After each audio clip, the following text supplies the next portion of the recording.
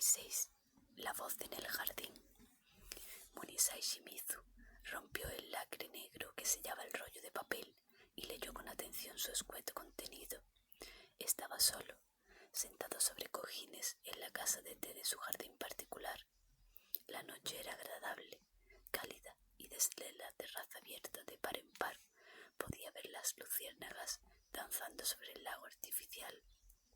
Cuando hubo leído 3 veces el contenido de la misiva, volvió a enrollar el pliego, levantó la pantalla de la lámpara y dejó que la pequeña llama devorara el papel.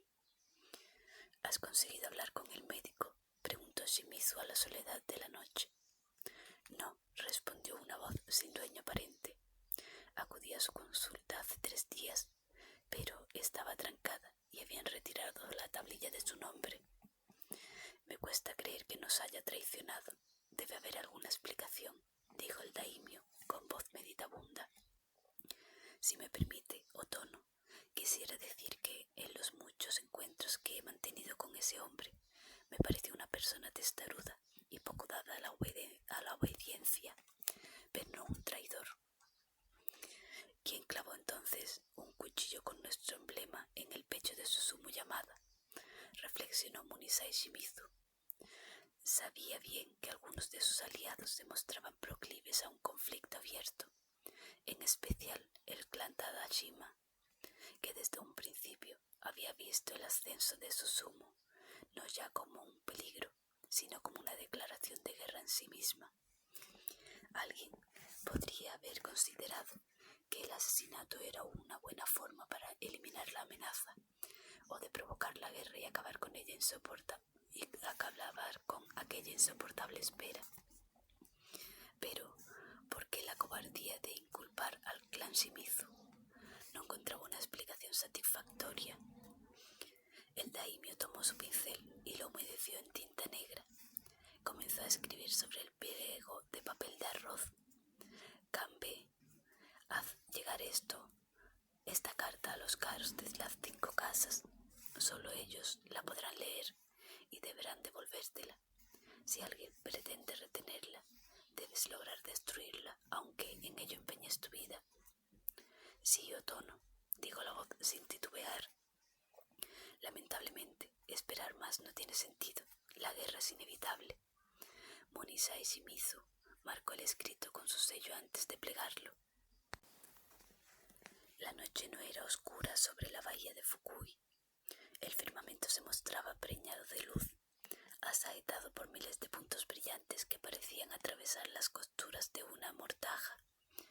En aquel mar de luces, la noche no era sino un lienzo negro que realzaba su esplendor, y ellos lo atravesaban en silencio a bordo de una barcaza llena de redes y aparejos que aún olían a la pesca de la mañana anterior. En la proa, una lámpara iluminaba el agua que iba navegando. A popa arrastraban un bote vacío que les seguía con obediencia entre las suaves olas. ¿Cuánto nos queda?, preguntó Asaemon al pescador que guiaba la barcaza. Pronto llegaremos, señor. Debemos ir con cuidado. Navegar de noche tan cerca de los acantilados es peligroso. Podemos encallar e irnos a pique. Ekei guardaba silencio.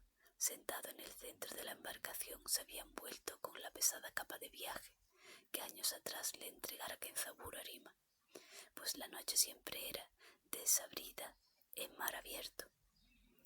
Durante la mayor parte de la travesía había permanecido allí sentado, con los ojos cerrados mientras escuchaba el ocasional restallido del agua contra las cuadernas.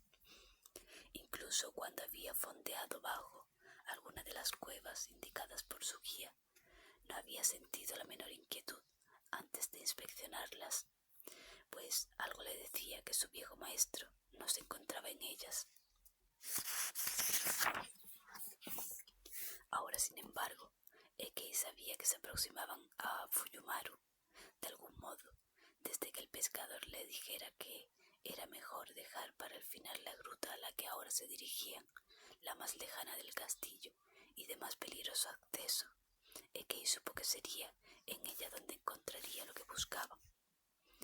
El hombre que les guiaba hedía a mar y a alcohol, algo que no debía podía sorprenderle, pues a Saemón lo había sacado de una taberna portuaria en plena noche, pero conocía a la perfección aquellas aguas y sabía manejar su embarcación. La deslizaba sin dificultad entre los arrecifes y ensenadas, valiéndose de una pértiga para alejarla de los dedos de roca que emergían ansiosos por desgarrar su vientre de madera. Cuando por fin se detuvieron junto al acantilado, el pescador señaló una lúgubre boca abierta de la pared rocosa.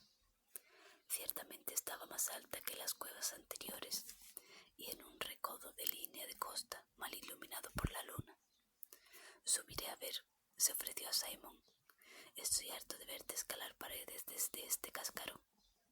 «No, iré yo solo. Algo me dice que se esconde aquí, y tú ni siquiera estás en condiciones de trepar, mucho menos de enfrentarte a una trampa. Tendrás que esperar a que suba la marea». «Debería estar dormido cuando te proclamaron señor de Fukui, porque no recuerdo el momento en que te dijeron que debía obedecer tus órdenes».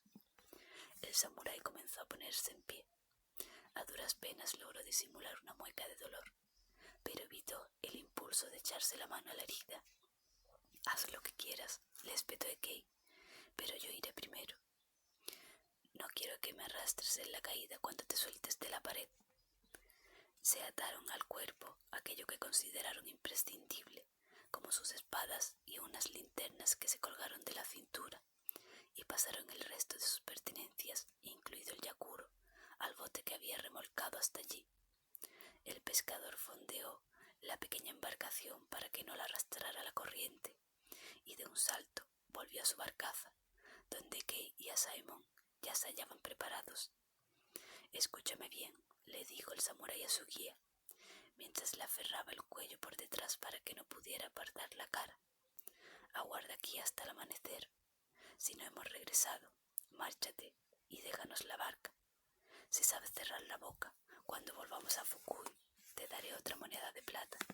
Pero si dices algo, lo que sea, te pagaré con acero. ¿Me comprendes?»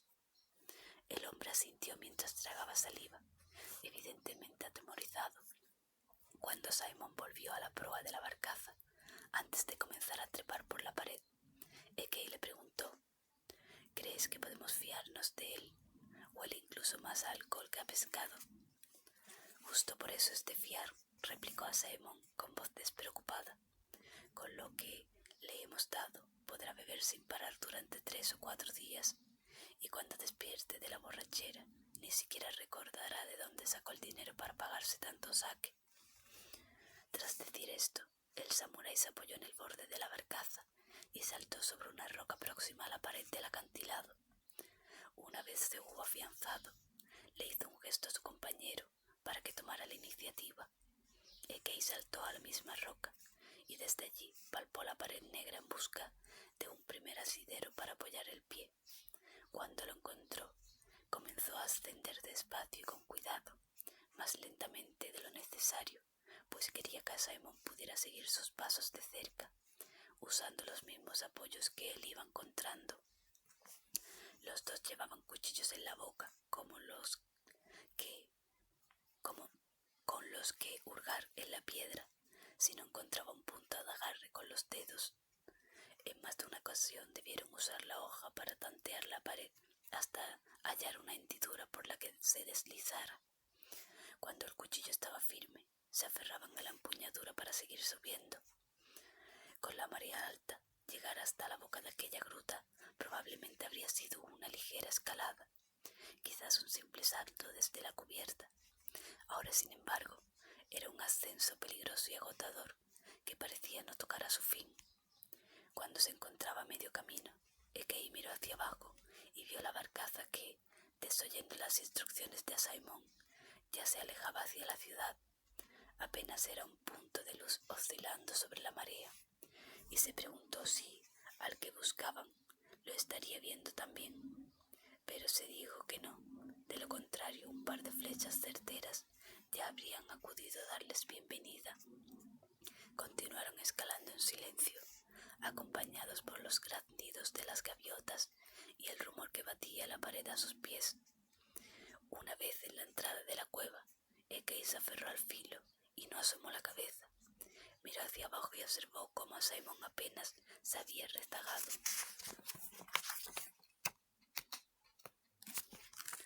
Dando muestras de una considerable resistencia al dolor. Por fin el samurái llegó a su altura, con el rostro contraído y cubierto de un sudor frío. Mediante señas le indicó que no se asomara aún. Tomó el cuchillo por la hoja y con cuidado lo deslizó sobre el suelo de roca que se abría sobre sus cabezas. Varios erizos de castaña se precipitaron al mar. Ahora ya sabemos que está aquí, susurró Ekei. Ten cuidado, debe haber esparcido espinas por toda la entrada. Se izaron sobre el umbral y atisbaron el interior. La luz de la luna arrancaba reflejos a la roca húmeda, permitiendo vislumbrar el suelo erizado de la gruta. Una trampa rudimentaria pero eficaz, pensó Ekei. Más adentro, la garganta de piedra parecía anegada de una oscuridad ignota. Se tomaron un instante para recuperar el resuello y tras intercambiar una mirada, comenzaron a avanzar arrastrando los pies. Llegados al punto donde la luz del exterior no les acompañaba, se vieron obligados a encender las lámparas. Sabían que aquello era como anunciar su llegada con estruendo de tambores, pero resultaba aún más estúpido precipitarse a ciegas en el escondite de un asesino. Desenvainaron lentamente sus espadas y siguieron adelante, cada uno apretándose contra un flanco de la caverna. El interior parecía deshabitado hasta donde alcanzaba el resplandor de las linternas, pero ambos sabían que había alguien más con ellos. El fragor de las olas se fue haciendo cada vez más lejano y difuso. Pronto solo escucharon su propia respiración y un persistente goteo sobre la roca.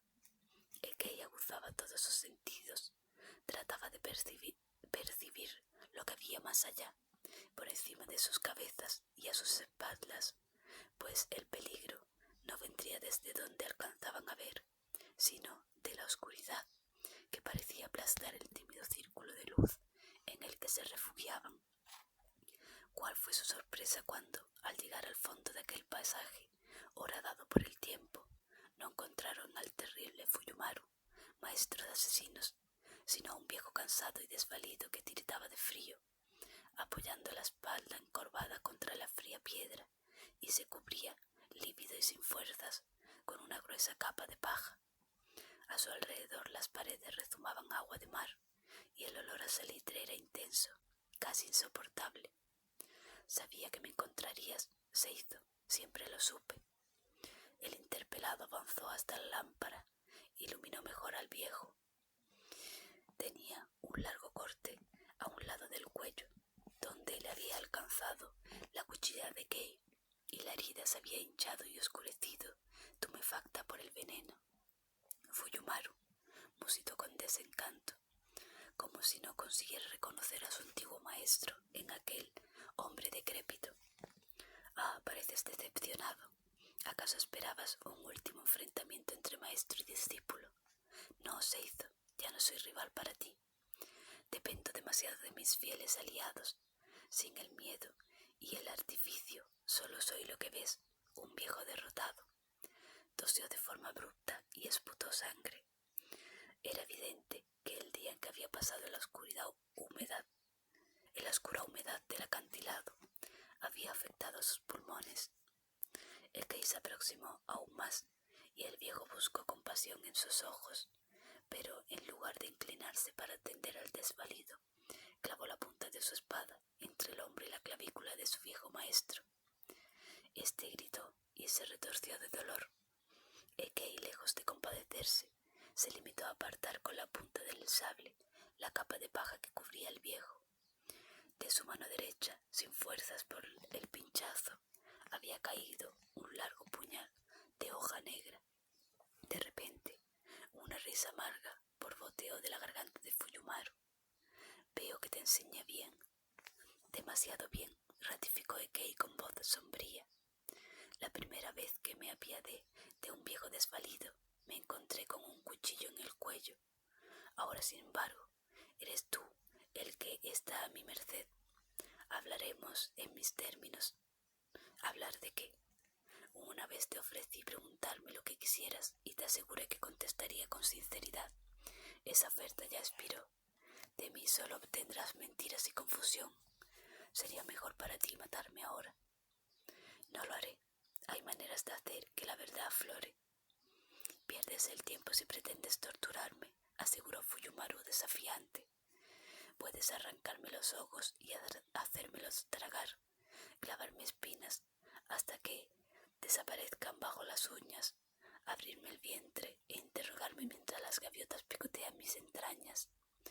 Mi espíritu estará muy lejos de mi cuerpo y el dolor no será más que un ruido sordo en el fondo de mi conciencia.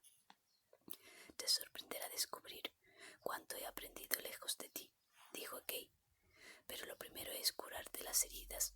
No quiero que mueras desangrado. Se volvió hacia Saemon, que había descubierto en un rincón los bultos apilados de Fuyumaru, sin duda trasladados allí una vez el asesino decidió que esa cueva sería su refugio si las cosas salían mal. Hay arroz, pellejos con agua dulce, mantas, instrumentos de cocina, saque para matar el frío y antorchas, anunció el samurái mientras revolvía entre las pertenencias del viejo. También están aquí su espada, una caña para pescar. Calló un instante mientras seguía rebuscando, una pipa para fumar tabaco y recipientes con hierbas y ungüentos. Este cabrón pensaba pasar aquí una larga temporada. Y la pasará. Estaremos aquí semanas hasta que me diga todo lo que quiero saber. Sus palabras no sonaron como una amenaza, sino como una certeza. Enciende las antorchas, necesito ver bien. Saemon se valió de la lumbre de su lámpara para prender las 3 antorchas que había encontrado. Sujetó una en la mano y calzó las otras 2 en sendas grietas de la pared. A la luz del fuego descubrieron que la cueva era profunda, pero no tan angosta como habían creído en un principio. Ekei se inclinó sobre el viejo y le abrió el kimono para examinar bajo la tea que sostenía Saemon. No le costó descubrir la herida que le había afligido Yuki, una larga cuchillada en el exterior del muslo, no tan profunda como para desgarrar el músculo, pero lo suficiente como para, una vez fría, resultar dolorosa y entorpecer cualquier movimiento. Fuyumaru se había limpiado la herida y la había cubierto con gasas empapadas en licor, pero el corte había vuelto a supurar y corría el riesgo de infectarse. Con tanta humedad la herida tardaría en cicatrizar, así que lo más seguro era coserla. «Ayúdame a moverlo», le pidió a su amigo. «Esta zona de la cueva es demasiado húmeda. Debemos llevarlo más cerca de la entrada». Así lo hicieron, y Ekei comenzó a atender a su antiguo maestro mientras Saemon trataba de acondicionar el lugar para hacerlo habitable. «Veo que has sabido aprovechar lo que te enseñé sobre hierbas y medicinas», dijo Fuyumaru apretando los dientes, mientras Ekei volvía a limpiarle las heridas con sake. «Hay cosas en esta vida que tienen la capacidad de ser tan beneficiosas como dañinas. Depende del ánimo con que se utilicen. Tú solo me enseñaste a arrebatar vidas de forma silenciosa, pero los dos sabemos que, a menudo, la única diferencia entre una medicina y un veneno es la dosis que se emplea». Fuyumaru lo observó trabajando en silencio, tratando de averiguar cuánto resentimiento le guardaba aquel hombre, cuánto sabía en realidad. «Aunque no me creas, siempre he intentado protegerte, Seizo, de Kenzaburo primero, pues pretendía convertirte en un mero ejecutor de su venganza, y más tarde de mi propia gente. Siempre intenté evitar que te mataran. La venganza de Kenzaburo era también la mía. De hecho, era mi obligación y mi privilegio por encima de cualquier otra persona. Y nunca has tratado de protegerme, solo buscabas utilizarme para tus propios intereses», apostilló Ekei, dispuesto a demostrar cada uno de sus torcidos argumentos. «Creí que con el tiempo me entenderías», se lamentó el viejo. «Sin duda, eres el mejor alumno que jamás tuve. Tu astucia, tu facilidad para aprender, tus aptitudes físicas. Jamás conocí seguro solo quería convertirte en un soldado, cuando podrías haber sido más valioso que todo un ejército. Podrías haber sido un auténtico líder. Me habría encargado de que mi clan te aceptara y con el tiempo habrías sido una voz poderosa entre los míos. Habrías tenido un papel decisivo en la nueva era que comienza. Sin embargo, mírate, eres un juguete roto, un simple médico al servicio de un señor menor. Soy lo que he elegido, no lo que otros han querido hacer de mí, dijo Kay, mientras ajustaba la venda alrededor del muslo. Y durante años de los tuyos solo he conocido dolor y mentiras. Intentaron matarme en Izumo y cerca de Takahashi. Más tarde quisieron hacerlo en Fukui. Y esta noche tú mismo has tratado de apuñalarme. ¿Por qué no acabasteis conmigo desde un buen principio? ¿Por qué no lo hicisteis en el monte Daisen, cuando aún era un muchacho que no había salido al mundo? Fuyumaru le sujetó el antebrazo y lo obligó a mirarle a los ojos. Te equivocas, Seizo. Al igual que un samurái, uso mis armas para cumplir con mi deber. Y, aunque no todas están hechas de acero y puedan parecerte de naturaleza indigna, no carezco de honor o conciencia. Fui al Daisen a saldar una deuda y lo hice a costa de los intereses de mi propia gente. Mientras fuiste mi alumno, estabas bajo mi protección. Me vinculaba el deber sagrado que un maestro tiene con aquel al que enseña. Pero una vez abandonaste la montaña, estabas a tu suerte. Ekei le retiró el brazo y se puso en pie. Ahora debes dormir, dijo con voz impasible. Cuando despiertes, habré subido el resto de mis cosas y podré tratarte adecuadamente las heridas. Mientras tanto te aconsejo que descanses. Aún nos aguardan días muy largos. Aquella tarde, al subir la marea, pudieron recuperar los bultos que habían dejado en la barca fondeada junto a la entrada de la cueva, entre ellos la caja de medicamentos. Con todas sus herramientas a mano, Ekei pudo coser por fin las 2 heridas de espada que laceraban a Fuyumaru, la de la pierna y la que él mismo le había causado bajo el hombro, y cubrió con ungüento la cuchillada envenenada. También le hizo beber una tisana depurativa que le ayudaría a recuperar la movilidad de sus extremidades entumecidas. Dejó al viejo descansando y se aproximó a Saemon, que hervía arroz sobre un improvisado hogar. El samurái le miró de reojo y su expresión denotaba que no entendía lo que allí sucedía. ¿Qué es lo que pretendes? Hemos buscado a este hombre solo para que puedas curarle. Creo recordar que no era así como tratabas a aquellos que se cruzaban en tu camino. El interpelado hizo una larga pausa, como si no hubiera escuchado una sola palabra, pero finalmente contestó. No puedo dejarle morir. Hay cosas que necesito saber. Al infierno con lo que necesitas saber. Jamás te dirá nada. Tienes lo que habías buscado todos estos años, la última piedra de un largo camino.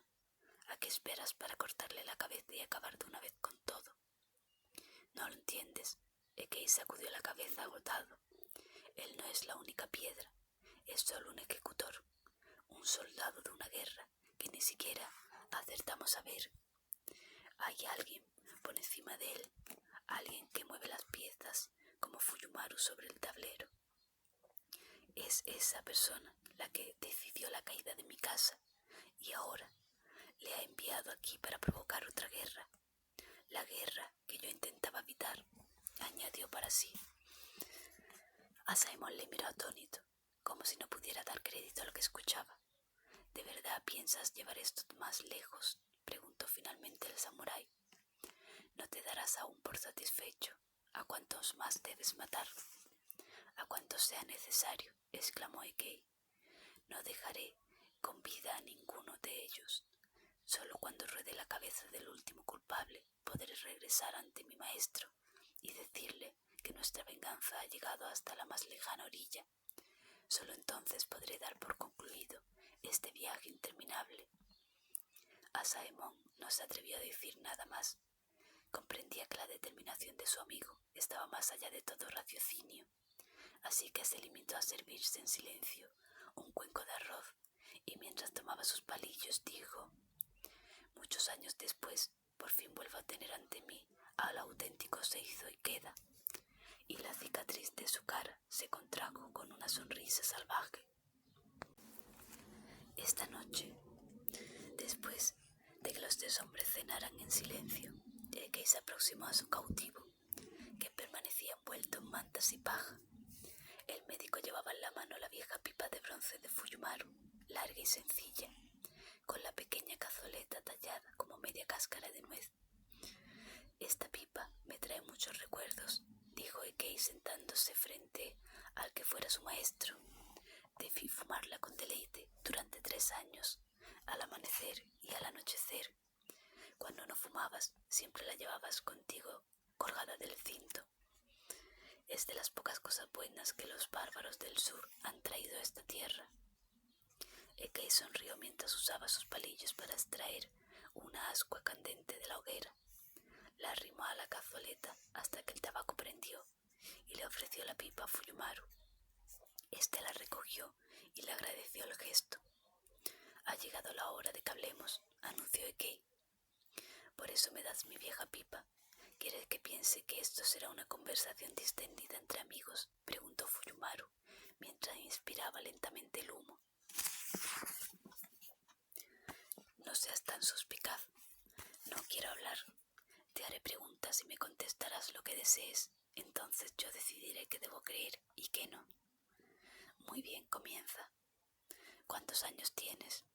El viejo alzó las cejas ante semejante pregunta, dando a entender que ni él mismo sabía la respuesta. «No lo sé. Tampoco recuerdo qué día nací. Siempre he pensado que no tiene sentido contar el tiempo que pasamos en este mundo. Al final, vivamos lo que vivamos, la deuda siempre es la misma y a todos nos llega el día de saldarla. Yo sí intento saber cuánto he vivido. No estoy seguro, pero sé que tengo más de 35 años. Quizás 37 o 38. No sé cuántos años permanecí en el monte Daisy, y eso hace que sea más difícil establecer una edad». «¿Por qué necesito saberlo?», preguntó Ekei retóricamente.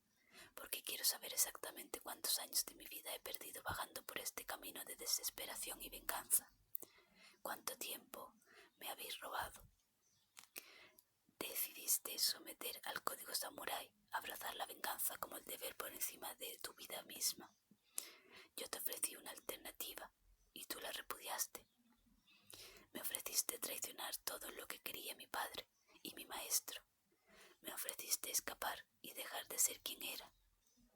Y eso era lo que deseabas, muchacho. Podía verlo en tus ojos». Fuyumaru le apuntó con la boquilla de la pipa. «Con el tiempo, tú mismo has renunciado a tu nombre y tu legado. Es cierto, me engañé a mí mismo. Quise creer que había cumplido con mi deber y que por fin era libre. Pero tú has llegado hasta mostrarme mi error. Persigues la obsesión de otro Seizo.